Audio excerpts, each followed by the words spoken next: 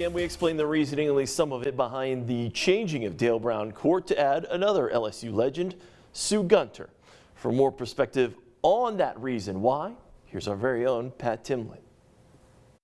With the renaming of the hardwood here at the Pete Maravich Assembly Center to honor both Dale Brown and Sue Gunter finally official, there's been plenty of opinions on the matter. We finally heard from someone who understands both LSU legends and Bob Starkey, who served on each of their staffs.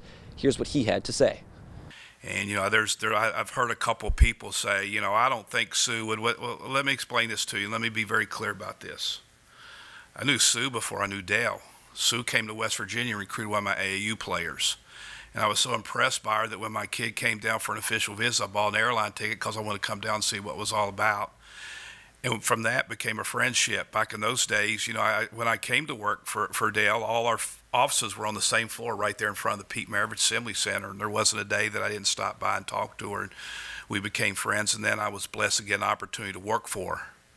And I lived a half a mile from her. My favorite parts of that was being able to go over to her house and share a glass of wine and talk about anything and everything. I was standing by her bed when she took her last breath.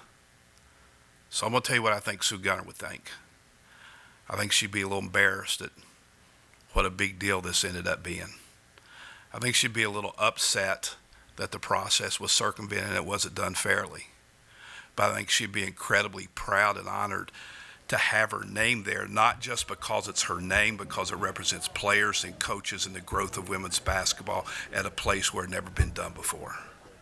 Sue Gunter would be proud to have her name on that floor.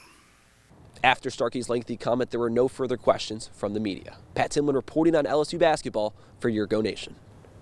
Yeah, I think he just about wrapped that one up, Ashley.